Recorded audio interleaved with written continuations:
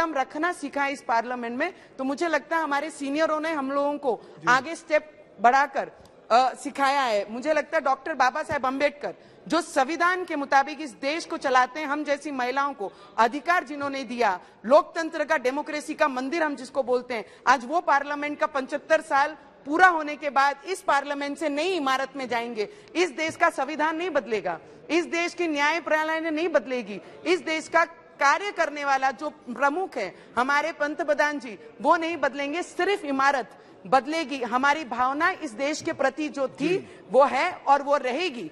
हम जिस sir last 1-2 minute हमारे देश के गृह मंत्री अमित शाह जी ने जिस तरीके से देश की सुरक्षा के लिए जो निर्णय इस पार्लियामेंट में लाए, जो बिल इस पार्लियामेंट में लाए, वो ऐतिहासिक हमारे दिल में, इस देशवासियों के दिल में रहेगी। इसके लिए अमित भाई का भी दिल से बहुत बहुत धन्यवाद करूंगी। सर लास्ट 4 पंक्तियां हमारे अटल जी ने कही है।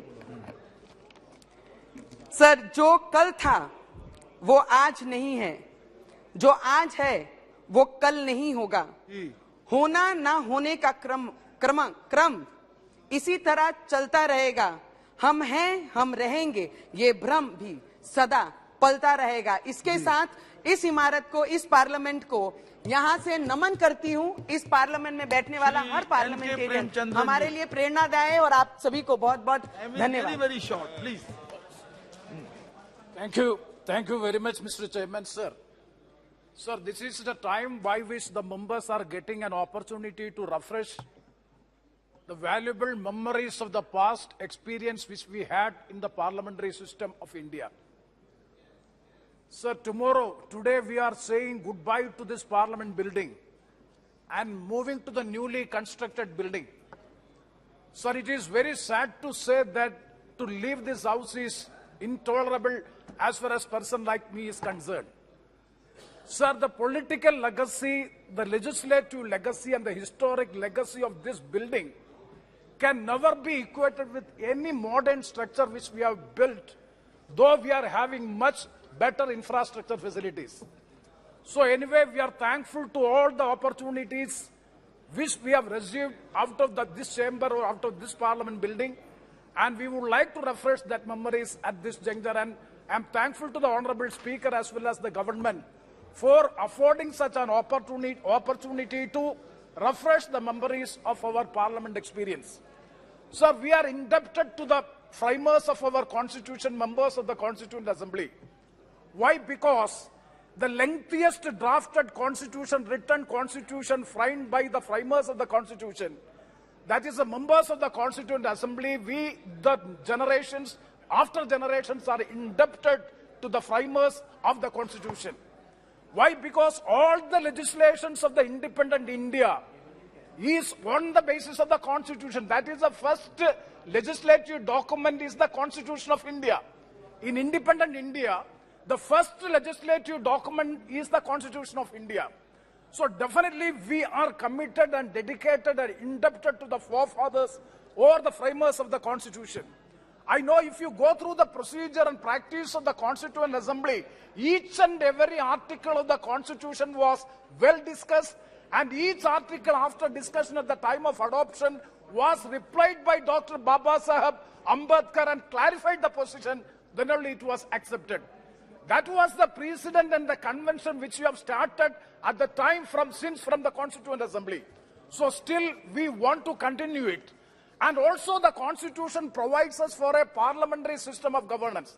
Sir, according to me, as far as India is concerned, such a pluralistic country, having unity among diversity, this is the best solution. The parliamentary system of governance is the best solution as far as India is concerned.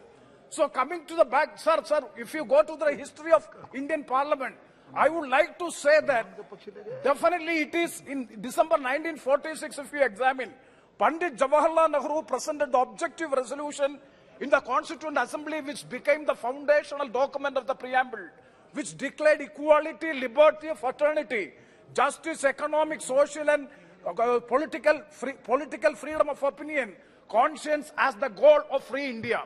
Sir, it was Pandit Jawaharlal Nehru, or it was the Nehruvian vision which animated the Constitution along with the intellectual outputs of Baba Saheb Ambedkar.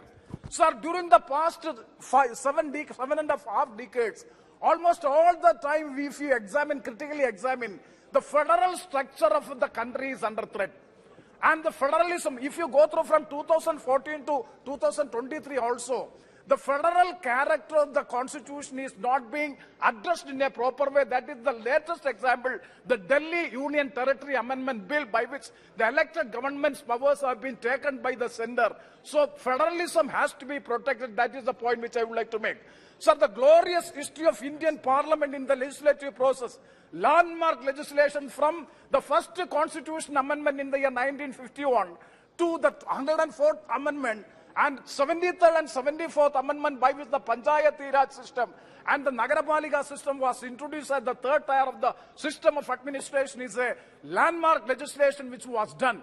And so, Right to Education Act, Right to Information Act, and so many legislation. I'm not going to the details. Election laws, personal laws, environmental laws, property laws, food laws, GST laws, and Insolvency and Bankruptcy Act, and so many acts, landmark legislation. Sir, I'm coming to the precedents and conventions of the House. Sir, it is Pandit Jawaharlal Nehru and G.V. Maulangar, the first Speaker and the first Prime Minister of the country. They are the architects of the building the present parliamentary system. Sir, Pandit Jawaharlal Nehru created healthy conventions and followed them scrupulously and made others to follow. Sir, one time when the G.V. Maulangar, the Honorable Speaker, the then Speaker, he expressed a desire to meet the Prime Minister at the parliamentary office. And after getting the information from the Speaker, immediately Pandit Jawaharlal Nehru has responded, no, the Speaker is the master of the House. He should not come to my office. And the Prime Minister went to the office of the Prime Minister. That is the convention, the tradition of this House, that we have to maintain it. That is the point which I would like to make. So, sir, Pandit Jawaharlal Nehru has laid the foundation stones on the effective parliamentary system. And he would be present in the House every day during the question hour. Whenever the minister makes a wrong answer or an unsatisfactory answer, the Prime Minister will stood up and correct the answer of the minister. That was the tradition and the convention. Sir, please, 2 minutes more to my experience also. And also, sir, opposition, the role of opposition was well respected by Pandit Jawaharlal Nehru. When A.K. Gopalan was speaking from this side, he was present, the Honorable Prime Minister. So that healthy traditional conventions and the precedents, that is the strength of Indian parliamentary democracy, that is to be protected. Sir, now I am coming to my parliamentary experience just for 2, 3, 4 minutes. Sir, sir, 1 minute. Sir. Time is running sir, fast. Okay, sir. Sir, I have come to this House in the year 1996, in the 11th Lok Sabha. Atal Bihari Vajpayee. So I had the fortune to see 3 Prime Ministers. जी ठीक है okay. Thank you. Thank you very much, sir. Sir, just 2-3 minutes. Just I will finish. Sir, my experience. Sir, when I came here first time in 1996, I had the opportunity or had the fortune to see 3 Prime Ministers within 19 months. First Atal Bihari Vajpayee ji, then Devagowda ji, and then Indra Kumar Gujral ji. Sir, at that time I was very much afraid and having the apprehension of how to address the House. Sir, see in the 11th Lok Sabha, the stalwarts. Sir, if you see the P.V. Narasimha Rao, the former Prime Minister, Chandrasekhar ji, Arjun Singh ji, L.K. Advani ji, and also Vajpayee ji, and Indrajit Gupta, Somnath Chatterjee, Chitta Basu, Biju Patnaik, Murai Salimar, and stalwarts were in the House. So when at the time, immediately after the 13 days of the Prime Minister Atal Bihari Vajpayee ji, the confidence motion was there. At that time, my party had 5 MPs. I was the chief whip, so I got the opportunity to make the maiden speech. Sir, after my speech, when P.S. Sakma ji was the speaker, and I got 12 minutes out of 5 minutes. It was extended after 12 minutes. Everybody congratulate. What I would like to mention is, when I went out of the house, out of the chamber, the Honorable Prime Minister Atal Bihari Vajpayee, he was coming opposite to my direction. He just nodded my shoulder and said, well done, keep it up. That was the democratic temper which he has shown during the time of Vajpayee ji. So that was the inspiration that we got, and because the encouragement. Also, I would like to mention regarding Arun Jaitley ji. So we had series of debates with him. and how the way he is accepting our arguments. One day when we discuss about the money bill, I still remember, and he was disputed my point, my argument, and the next day he said that I have afforded the books and had the homework, and to my information, after studying what I said is correct, and that type of appreciation has to be maintained. And I would like to, sir, the last point which I would like to make. So since the rules of procedure and practice has to be amended so as to ensure the smooth functioning of the House. Once again, I take this opportunity to express our sincere thanks, and with these words I conclude. Thank you very much, sir. You normally very brief you are. Please, this time also please be brief. जी. माननीय सभापति जी, सर्वप्रथम म आज मेरो आफ्नो मातृभाषा नेपालीमा बोल्न चाहे, किनकि यो भाषालाई सदनमा बोल्न पाउने अनि देशभरि नै यसलाई अफिसियल ल्याङ्ग्वेजको रूपमा चलाउन पाउने भनी धेरै लामो संघर्षको बादमा 1992 मा मात्र नेपाली भाषालाई 8 शेड्युलमा अन्तर्भुक्त गरियो र आज नेपाली भाषामा बोल्न पाउँदा म गर्व मान्छु र यो ऐतिहासिक क्षणमा सिक्किमको जनसमुदाय अनि सम्पूर्ण सिक्किमेली जनसमुदायप्रति म आभार व्यक्त गर्न चाहन्छु। आज उहाँहरूको आशीर्वादले सिक्किमलाई प्रतिनिधित्व दिएर आज सदनमा आउने मैले मौका पाएको छु र लास्ट 4 इयर्समा सदनमा बसेर प्रतिनिधिको रूपमा जति पनि सिक्किम अनि सिक्किमे जनसमुदायको इस्युजहरू मैले राख्ने मौका पाएँ। यसको निम्ति म माननीय स्पिकर ओम बिरलाजीलाई म धेरै धेरै धन्यवाद दिन चाहन्छु।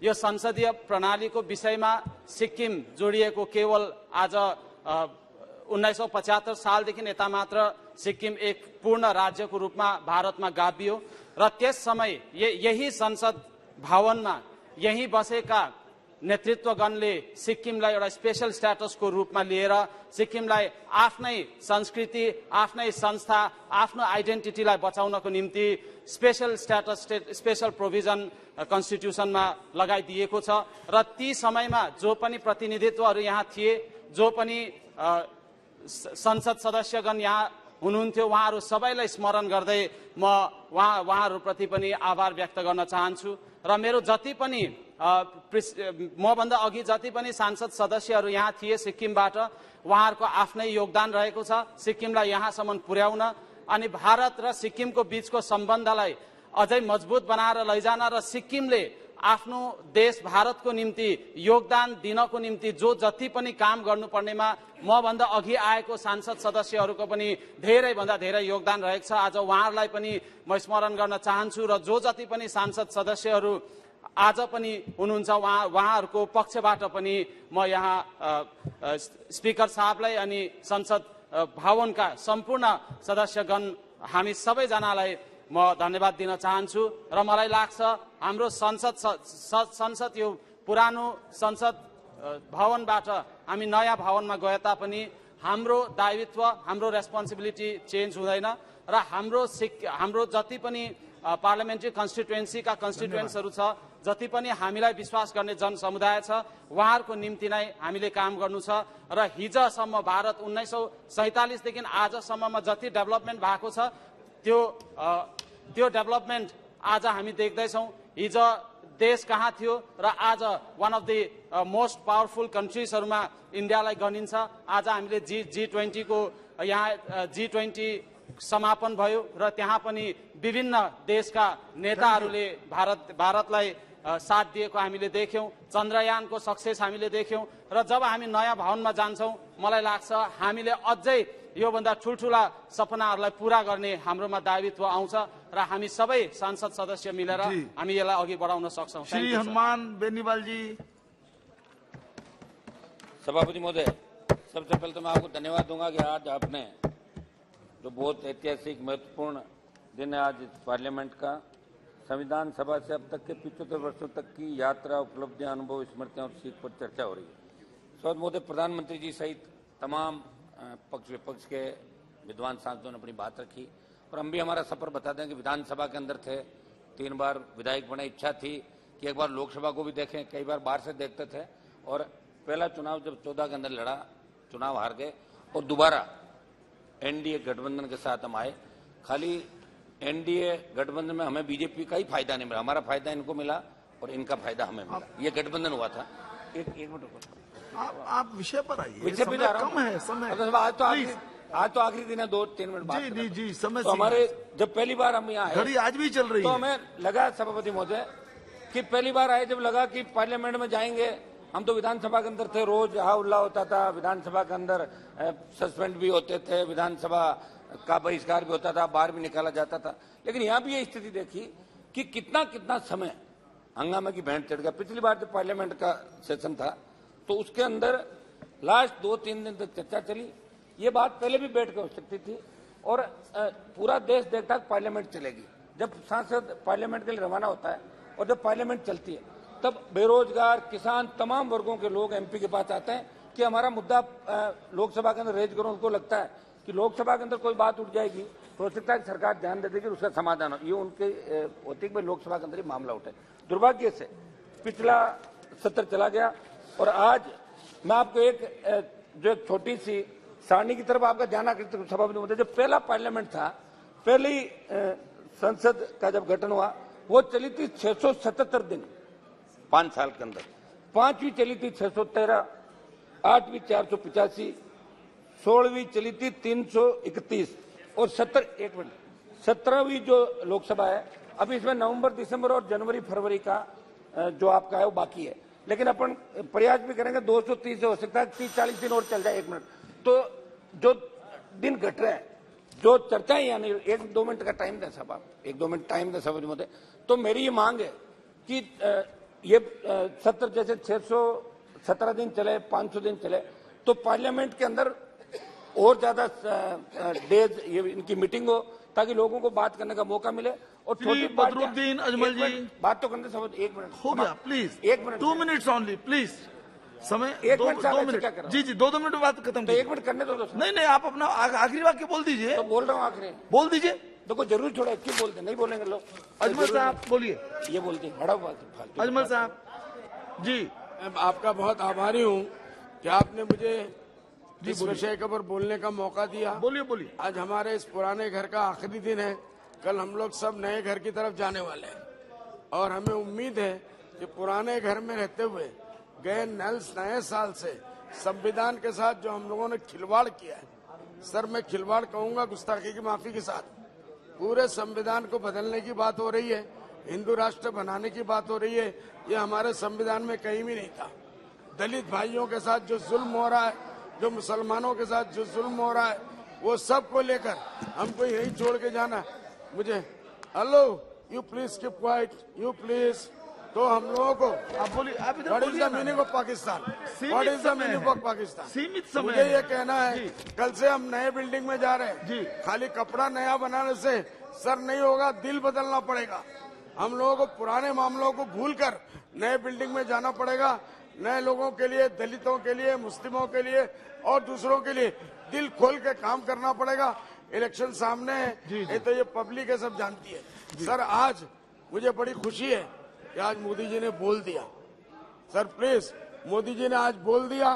पहले मर्तबा सत्र में अगर मोदी जी पहले दिन से बोल देते 1-2 मिनट के लिए 18 दिन का हमारा सत्र चलता और ये काम होता। आज उन्होंने बोला, हम उनके बहुत बहुत शुक्रगुजार हैं और G20 के लिए भी और चंद्रयान पे जाने के लिए भी हम लोग शुक्रगुजार हैं। लेकिन नया बिल्डिंग बदलने से नहीं होगा, दिल बदलना पड़ेगा, दिमाग बदलना पड़ेगा। इस मुल्क को अच्छाई की तरफ ले जाने के लिए सबको इरादा करना पड़ेगा। ਪਹਿਲਾਂ ਮੈਂ ਤੁਹਾਡਾ ਬਹੁਤ-ਬਹੁਤ ਧੰਨਵਾਦ ਕਰਦਾ ਕਿ ਤੁਸੀਂ ਮੈਨੂੰ 75ਵੇਂ ਵਰ੍ਹੇਗੰਢ ਦੇ ਉੱਤੇ ਅੱਜ ਮੈਨੂੰ ਬੋਲਣ ਦਾ ਮੌਕਾ ਦਿੱਤਾ। ਸੋ ਸਰ, ਜਦੋਂ ਮੈਂ ਚੁਣ ਕੇ ਇੱਥੇ ਆਇਆ ਸੀ ਤਾਂ ਮੇਰੇ ਹਲਕੇ ਦੇ, ਮੇਰੇ ਪੰਜਾਬ ਦੇ ਜਿਹੜੇ ਲੋਕ ਸਨ, ਉਹਨਾਂ ਨੇ ਮੈਨੂੰ ਬਹੁਤ ਵਧਾਈ ਦਿੱਤੀ ਕਿ ਤੈਨੂੰ ਨਵੇਂ ਸਦਨ ਦੇ ਵਿੱਚ ਜਿਹੜਾ ਸਹੁੰ ਚੱਕ ਸਮਾਗਮ ਦੇ ਵਿੱਚ ਹਿੱਸਾ ਲੈਣ ਦਾ ਮੌਕਾ ਮਿਲੇਗਾ। ਪਰ ਸਰ, ਮੇਰਾ ਮਨ ਸੀ ਕਿ ਮੈਂ ਇਸੇ ਪੁਰਾਣੇ ਸਦਨ ਦੇ ਵਿੱਚ ਹੀ ਮੇਰੀ ਜਿਹੜੀ ਸਹੁੰ ਚੱਕ ਸਮਾਰੋਹ ਹੋਵੇ, ਕਿਉਂਕਿ ਇਹ ਜਿਹੜਾ ਸਦਨ ਹੈ ਇਹਦੇ ਵਿੱਚ ਬਹੁਤ ਵੱਡੀ ਜਿਹੜੀ ਸਾਡੀ ਦੇਸ਼ ਦੀ ਜਿਹੜੀ ਵਿਰਾਸਤ ਹੈ ਉਹ ਇਹਦੇ ਵਿੱਚ ਮੌਜੂਦ ਹੈ। ਦੇਸ਼ ਦੇ ਉਹਨਾਂ ਮਹਾਨ ਜਿਹੜੇ ਨਾਇਕ ਹੋਏ ਆ ਜਿਨ੍ਹਾਂ ਨੇ ਦੇਸ਼ ਨਿਰਮਾਣ ਦੇ ਵਿੱਚ, ਰਾਸ਼ਟਰ ਨਿਰਮਾਣ ਦੇ ਵਿੱਚ ਆਪਣਾ ਬਹੁਤ ਵੱਡਾ ਹਿੱਸਾ ਪਾਇਆ। ਅੱਜ ਉਹਨਾਂ ਦੀ ਜਿਹੜੀ ਮੌਜੂਦਗੀ ਹੈ ਮੈਂ ਇਸ ਅਜ਼ੀਮ ਸਦਨ ਦੇ ਵਿੱਚ ਜਿਹੜਾ ਮਹਿਸੂਸ ਕਰ ਸਕਦਾ, ਔਰ ਮੈਨੂੰ ਇਸ ਗੱਲ ਦਾ ਬੜਾ ਮਾਣ ਪ੍ਰਾਪਤ ਹੈ ਕਿ ਮੈਂ ਉਸ ਸੂਬੇ ਨੂੰ ਬਿਲੋਂਗ ਕਰਦਾ, ਪੰਜਾਬ ਨੂੰ, ਜਿਨੇ ਇਸ ਦੇਸ਼ ਦੀ ਆਜ਼ਾਦੀ ਦੇ ਵਿੱਚ ਸਾਰਿਆਂ ਨਾਲੋਂ ਵੱਡਾ ਰੋਲ ਅਦਾ ਕੀਤਾ। ਇਸ ਦੇਸ਼ ਨੂੰ ਆਜ਼ਾਦ ਕਰਾਉਣ ਦੇ ਵਿੱਚ ਜਿੰਨੀਆਂ ਵੀ ਸ਼ਹਾਦਤਾਂ ਹੋਈਆਂ ਤਾਂ ਪੰਜਾਬੀਆਂ ਨੇ ਜਿਹੜਾ ਸਾਰਿਆਂ ਨਾਲੋਂ ਵੱਡਾ ਆਪਣਾ ਜਿਹੜਾ ਰੋਲ ਅਦਾ ਕੀਤਾ। ਸੋ ਸਰ, ਅੱਜ ਇਸ ਸਦਨ ਦੇ ਵਿੱਚ ਬਹੁਤ ਸਾਰੇ ਸਾਥੀਆਂ ਨੇ ਆਪਣੀਆਂ ਆਪਣੀਆਂ ਗੱਲਾਂ ਕੀਤੀਆਂ।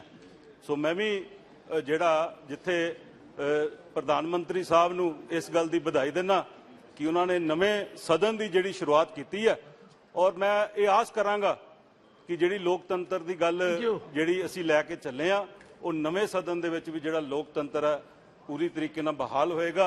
ਬਿਲਡਿੰਗ ਭਾਵੇਂ ਬਦਲ ਜਾਵੇ ਪਰ ਲੋਕਤੰਤਰ ਦੀ ਜਿਹੜੀ ਗੱਲ ਹੈ ਜ਼ਰੂਰ ਹੋਣੀ ਚਾਹੀਦੀ ਹੈ। ਬਹੁਤ ਬਹੁਤ ਵਧਾਈ, ਬਹੁਤ ਬਹੁਤ ਧੰਨਵਾਦ। மாண்புமிகு அவைத்தலைவருக்கு வணக்கம். வரலாற்று முக்கியத்துவம் வாய்ந்த இந்த விவாதத்தில் பங்கேற்று உரையாற்றக்கூடிய வாய்ப்பை எனக்கு வழங்கியமைக்காக முதலில் நன்றியை தெரிவித்துக் கொள்கிறேன். புரட்சியாளர் அம்பேத்கர், பண்டிட் ஜவஹர்லால் நேரு, பேரறிஞர் அண்ணா போன்ற மாபெரும் தலைவர்கள் மாநிலங்களவையிலும் மக்களவையிலும் அமர்ந்து விவாதித்த வரலாற்று சிறப்பு வாய்ந்த இந்த கட்டிடம் இன்றோடு கடைசி நாளாக இயங்கிக் கொண்டிருக்கிறது. புதிய கட்டிடத்திற்கு நாம் இந்த அவையை மாற்ற இருக்கிறோம். புதிய இந்தியாவை கட்டமைக்க வேண்டும் என்கிற கனவுகளோடு நம்முடைய முன்னோர் புரட்சியாளர் அம்பேத்கர் உள்ளிட்ட தலைவர்கள் அரசமைப்பு சட்டத்தை இயற்றினார்கள்.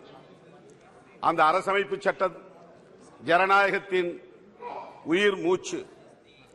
ஜனநாயகத்தை பாதுகாப்பது அரசமைப்பு சட்டத்தை பாதுகாப்பதாகும். அரசமைப்பு சட்டத்தின் மூலம்தான் இந்த அவை இயங்கிக் கொண்டிருக்கிறது.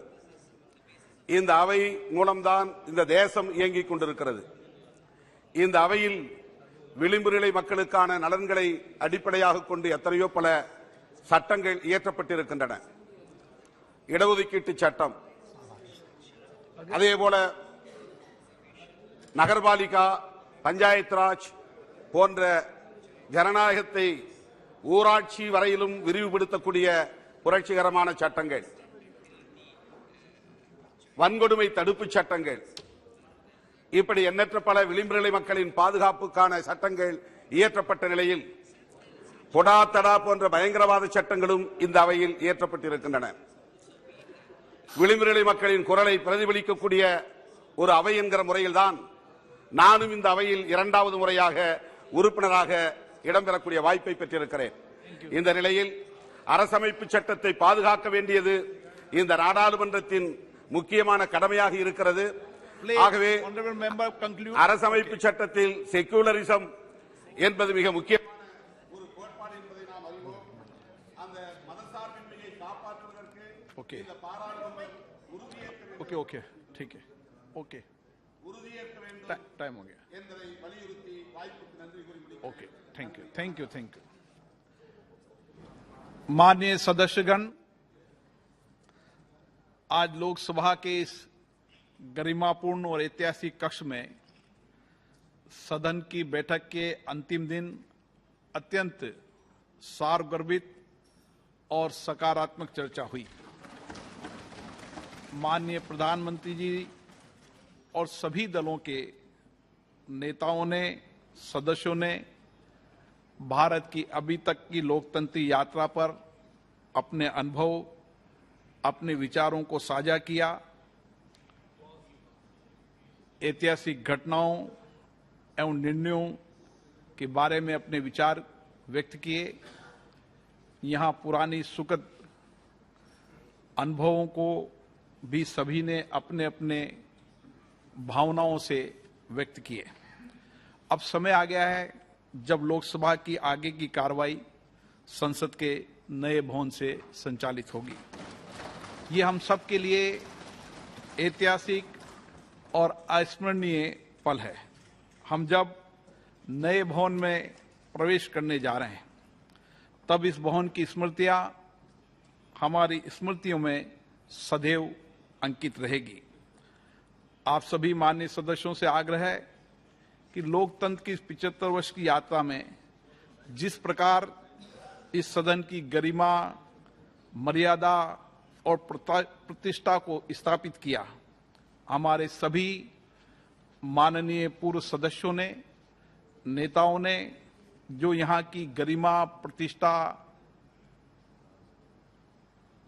अच्छी चर्चा, संवाद, जिसके कारण हमारे लोकतंत्र की सामर्थ्य बढ़ी है, देश में प्रतिष्ठा बढ़ी है। अब हम नए भवन में हमारे संसदीय लोकतंत्र की यात्रा शुरू करेंगे। मुझे आशा है कि नए संसद भवन में हम नए प्रतिमान स्थापित करेंगे। मैं ये भी अपेक्षा करता हूं कि जो कुछ भी पुरानी घटना है, विशेष रूप से मेरा आग्रह रहेगा प्ले कार्ड लेना, नियोजित तरीके से सदन स्थगित करना, ऐसी घटनाओं को यहां हम त्याग करेंगे और नए प्रतिमान से,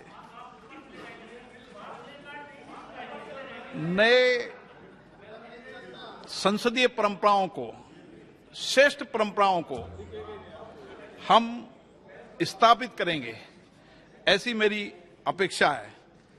मेरी ये भी अपेक्षा है नए भवन में नई ऊर्जा, नए संकल्प के साथ हम बेहतर प्रॉपर्टियां, और हमारे सदन की जब आपने विचारों व्यक्त किया कि सदन में कैसी कैसी चर्चा हुई है, श्रेष्ठ डिबेट हुई है, उससे भी श्रेष्ठ डिबेट और चर्चा, मुद्दों पर चर्चा नए संसद भवन में करेंगे, ऐसी मेरी अपेक्षा है। मेरा भी इस भवन से बहुत लगाव रहा है। 4 साल 3 महीने आपने सबने सदन में मुझे सहयोग किया है, आगे भी सहयोग करेंगे, ऐसी मैं अपेक्षा करता हूं। और मेरा अनुभव रहा है कि सदन में जिस तरीके से कई गंभीर मुद्दों पर पूरे सदन ने एक मत होकर देश और राष्ट्र के हित में निर्णय लिए हैं, उससे भी बेहतर नए भवन में एक मत से, सामूहिकता से निर्णय लेंगे, ताकि भारत की लोकतंत्र की प्रतिष्ठा विश्व में और बढ़े। आज भी भारत के लोकतंत्र पूरे विश्व के लिए मार्गदर्शक की भूमिका के रूप में है। मुझे आशा है नया भवन आपके लिए नई ऊर्जा के साथ इन संकल्पों को पूरा करेगा। आप सभी को जो चर्चा की उसके लिए मैं बहुत बहुत पुनः धन्यवाद देता हूं। माननीय सदस्यों, सभा की कार्रवाई कल मंगलवार दिनांक 19 सितंबर 2023 को दोपहर 1:15 पर नई संसद भवन के लोकसभा के सदन में प्रारंभ होगी। सभा की कार्रवाई आज स्थगित की जाती है।